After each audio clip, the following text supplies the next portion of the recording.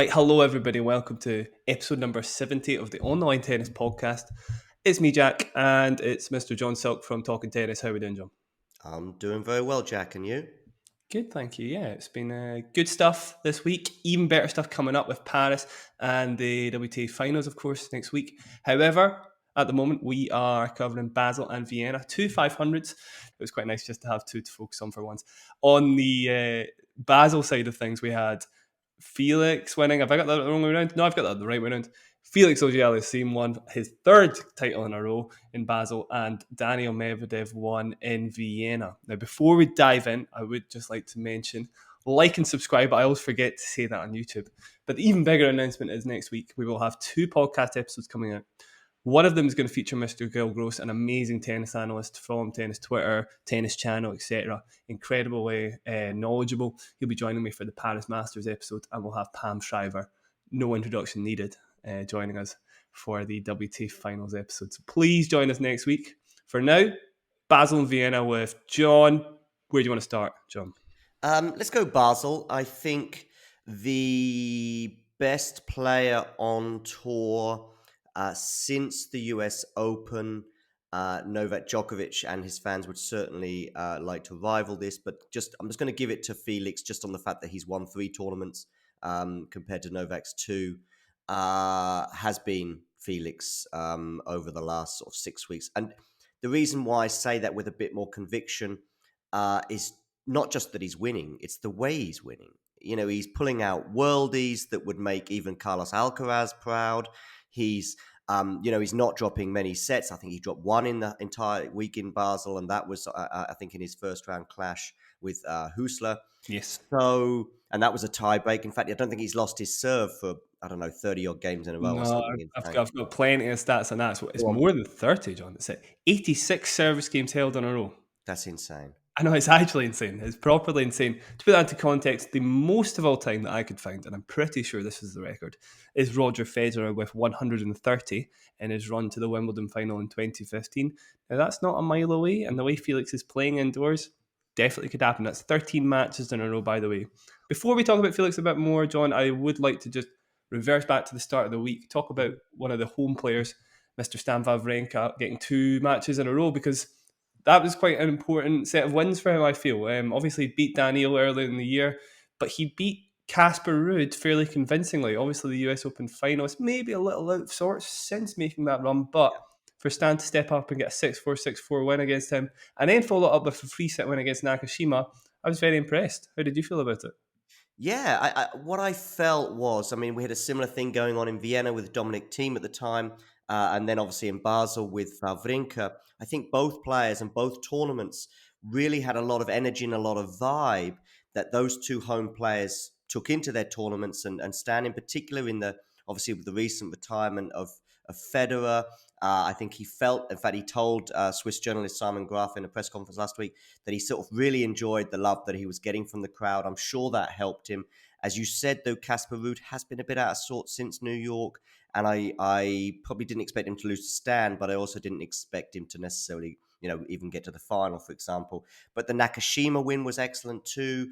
RBA as well was just one step too far, but it was really nip and tuck, and probably had a couple of loose shots in that tiebreak, including on match point, that perhaps Stan will feel he could have done better and at least forced a third set.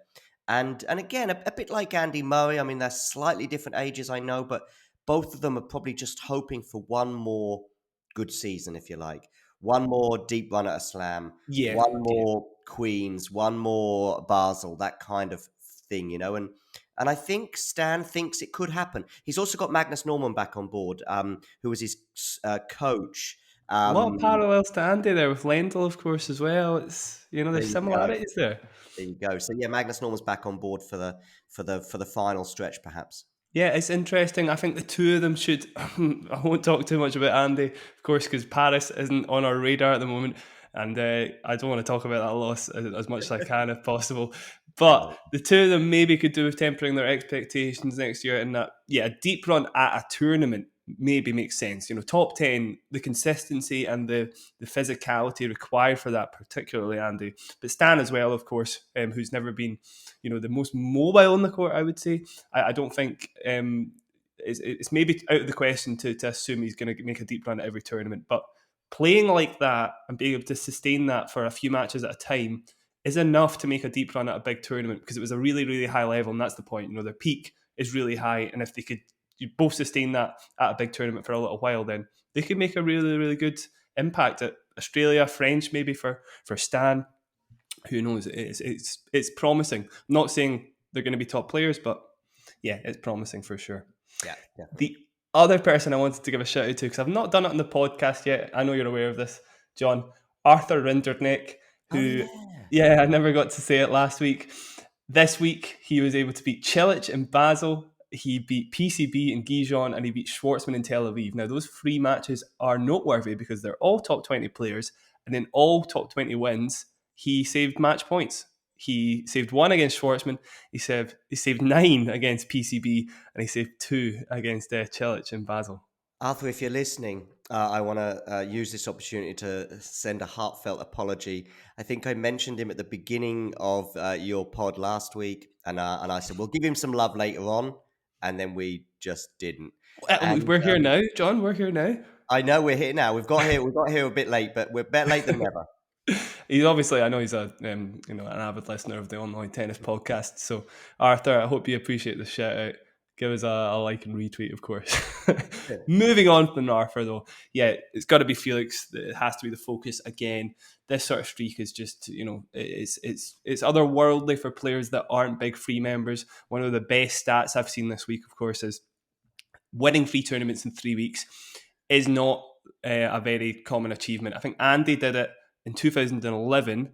Since then, Casper Ruud did it last year in 2021, and Felix is the next player to do it. I don't even think the big 3 did it, because they don't tend to play tournaments as in quick succession like that. Even Andy, it was a little bit odd for him to have done that as well.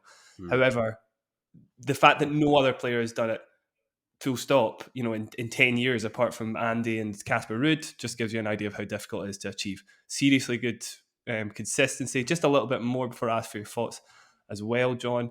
The 86 service games in a row, of course, that's incredible. But the reason for that, I've talked about it a little bit, I'll touch on it again.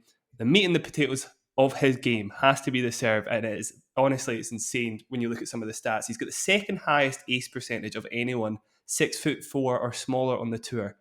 Kyrgios, of course, is the first at 6'4" as well. Next below him, so Felix is 7th on the list overall. You've got, your Riley Opelkas, John Isner's, Maxime Cressy above him, blah, blah, blah. Then below that, Monfils and Rublev are the next 6'4" heighters or lower. They're 15th and 16th, so they're a long way below him. For somebody of Felix's height, the placement he gets in his serve, the consistency he gets in his serve is lethal. And then to follow that up with potentially one of the best sort of early point forehands, I would say. It's maybe not the most consistent on tour, but it's lethal when he has a little bit of time on it, and he gives himself time with the amazingness of his serve. It's unplayable, and that's obviously the reason why he's held 86 service games in a row. Now we look at the match against Holger Rune. When Felix got a forehand into play, he won the point 71% of the time. It's like Federer, I think. Yeah. The other thing, of course, as well, is that's now 4 finals that he's won this year, having lost his previous 8 in a row. Those 2 streaks are too long to not have some significance in terms of probably how he was feeling going into finals 6, 7, and 8. We can all imagine, and I'm sure he carried that onto the court. Now he's getting off to flyers as well. He got off to a flyer against Rune and really never looked back. I know that it was on serve until extremely deep in the second set against Holger, but I don't know about you, but I never felt it was going to go any other way than almost certainly a straight set swing, but certainly Felix's way at the end of the day. Listen, Holger Rune's had an excellent few weeks as well, obviously winning in Stockholm the week before. There was some on-court issues with Holger Rune, seemed to be a bit disappointed with the umpiring. He then took to Twitter afterwards and seemed to continue it. I saw somebody tweet back saying, somebody take the phone off him, please. I'm glad that they didn't, though, because I responded to a tweet of his and then he responded to me. So at least I had a bit of interaction with Holger, because no one did take the phone away from him as he was en route to Paris from Basel. Yeah, thank you for mentioning that. I did forget that. He is still a little bit of a choice character for sure. However, yeah, undeniably a good tennis player, has risen from number 25 to number 18 now in the world. So he is a member of the top 20 elite. Definitely feels deserved. We were talking about top 10 last week, right, John? It doesn't feel like that's a million miles away. Not at all. Holger Rune does feel like, as a player, a Twitter troll. And what do I mean by that? Because when he's in these on-court interviews, I mentioned it last week, but I've got to mention it again, he comes across so sweet and innocent, he wouldn't hurt a fly. But he has this sort of split personality where he feels in a safe zone he can get away with it, whether that be in the locker room or on the court. But then anywhere in between, he just seems like a very amiable, lovable guy. But he has this sort of moment where he just goes, and that was one of those on court last week. And then also on his phone, tweeting about the umpire. Yeah, it's tough to know how to feel about him, honestly. I'm quite looking forward to more of the Rune drama for sure. Back to Felix.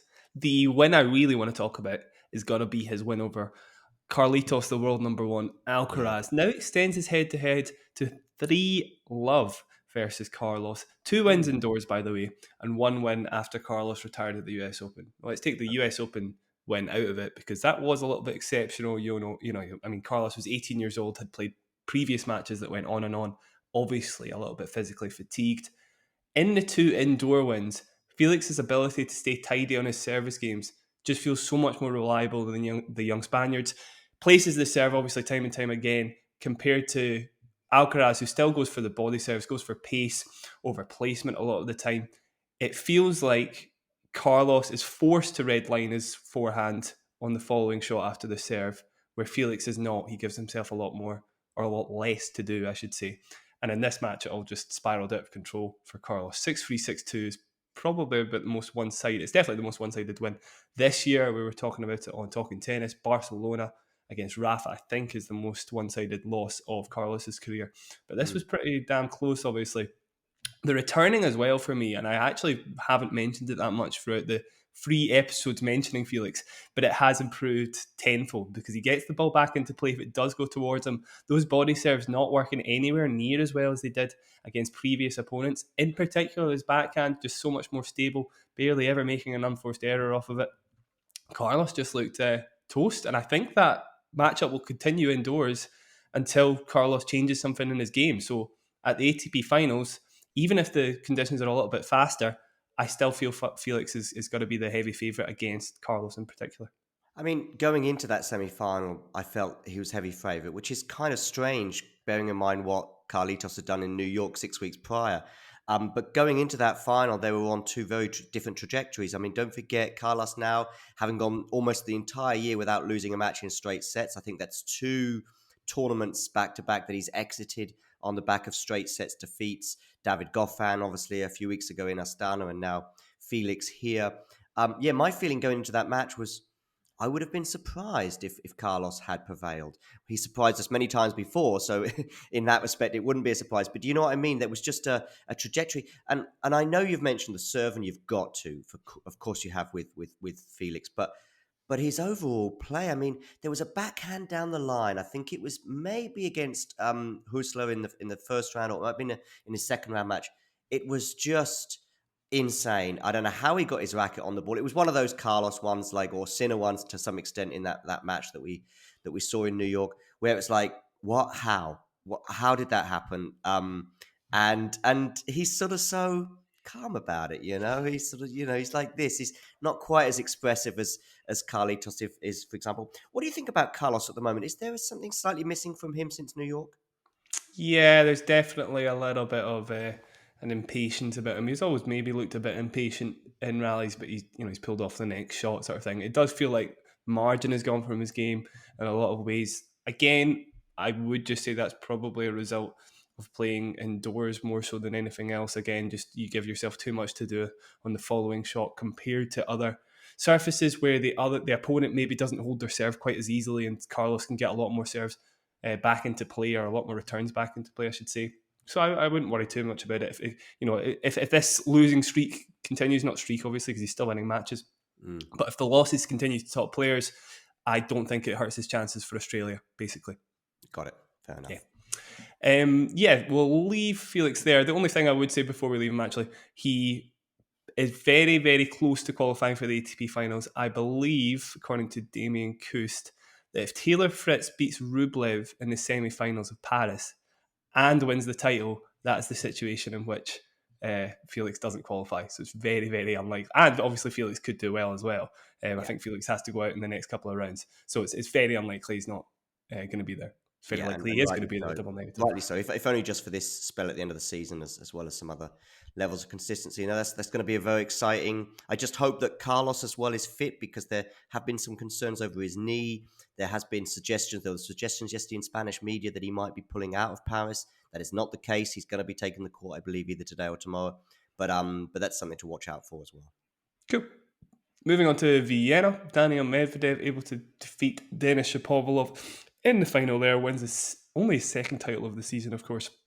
One thing I want to mention about this match, first thing that struck me, is Daniil's ability to come back from a set down, because my gut feeling was that wasn't something that was part of Medvedev's sort of, to characterise his season. I was correct. He's 3-10 when he's lost the first set this year.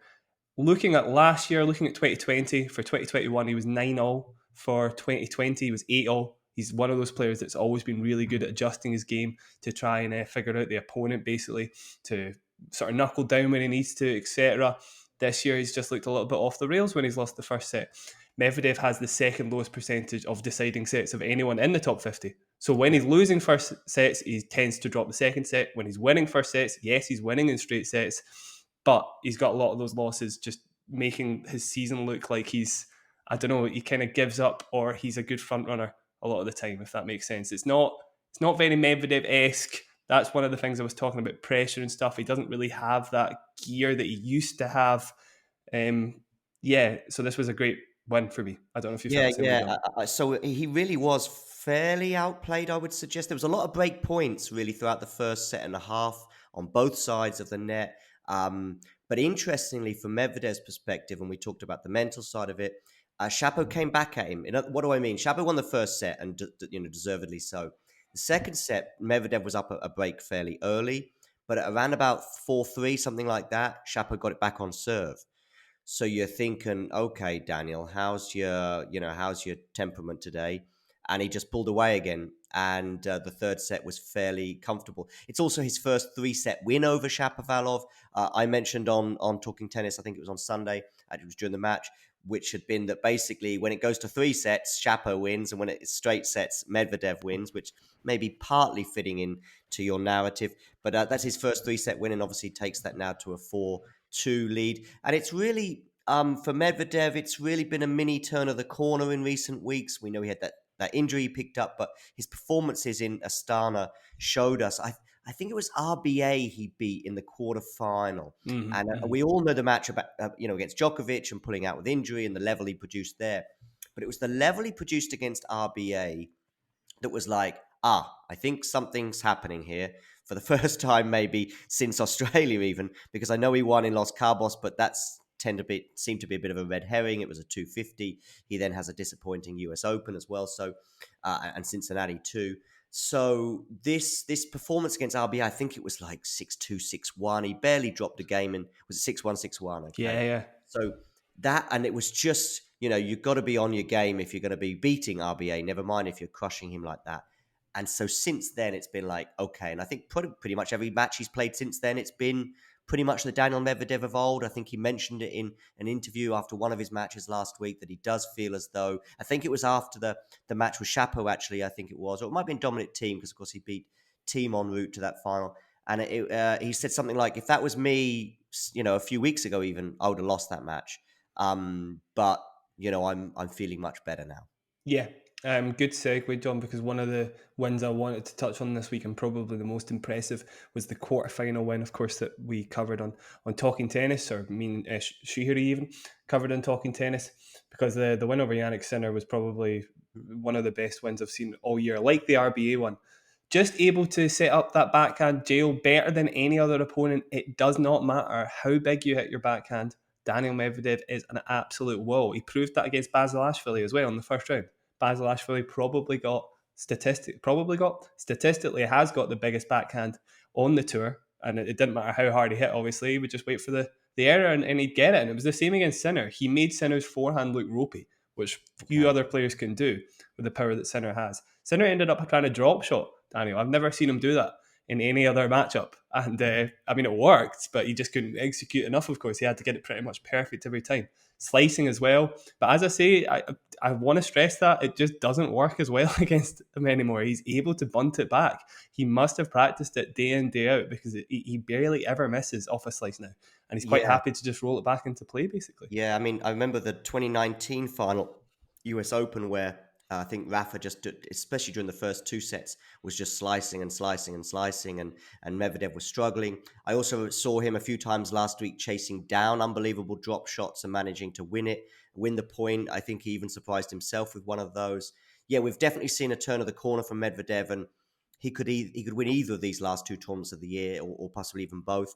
One tiny asterisk. You talked about Sinner. I think Sinner possibly even more drastically than Carlos. Since New York, it's a pale of the player he was in New York, and has been pretty much throughout the year. I think there's a few issues with that. I saw him getting treatment for a hand injury. I think it may have been in that match against. It may have been.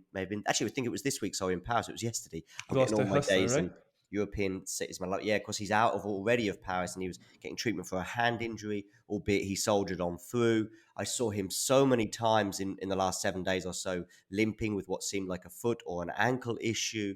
I have been surprised that he's been soldiering on, bearing in mind the time of the season it is, and he's obviously not going to make Turin. So perhaps, though, with the foot issue or the ankle issue, I do know that sometimes these things come and go. They're not necessarily a case of rigorous endurance is going to make it worse. Sometimes you need to get that foot moving, if you like. So perhaps that's the reason. But I am a little bit surprised that he's soldiering on through.